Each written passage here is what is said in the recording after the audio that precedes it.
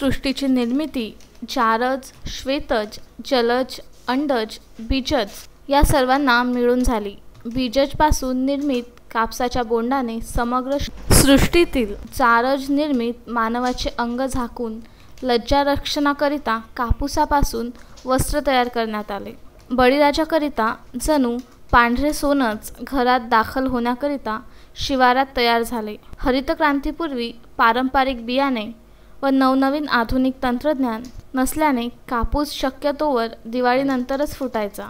हल्ली तंत्रज्ञानाने संशोधित कापूसवाणाचे बियाणे अल्पावधीतच येणारे विकसित होण्यासह सिंचनाची सोय झाल्याने लागवड होत असल्याने विजयादशमीपूर्वीच कापूस वेचणीस सुरुवात होतो।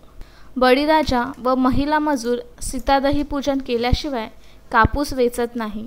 सध्या शेतकरी ज्वारी, सोंगणी, खुडणी, मळणी करून ज्वारी घरात घेत नाही तोवर सीतादहीच्या तयारीत लागला असल्याचे दिसून येतो।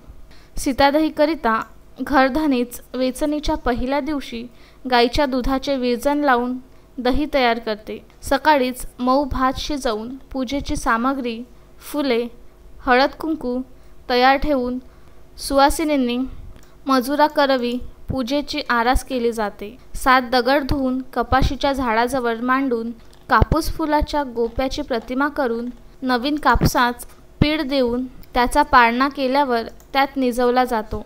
पूजा संपताच नारळ फोडून साखर मिश्रित दही भाताचे बोनं शेतात फेकले जाते। धन्याले धन दे, आमाले अन्न दे अशी आर्जव काळ्या आईस केली जाते। बोन फसविण्यामागे कापूस पिकावर मित्र कीड येऊन शत्रू कीटकनाशाचा नाश होऊन पीक भरघोस व्हावे हा हेतू असावा, असे वयोवृद्ध महिला मजुराने सांगितले आहे। सध्याच्या आभासी युगातही शेतकरी सीतादही पूजनाची परंपरा कायम राखून आहे।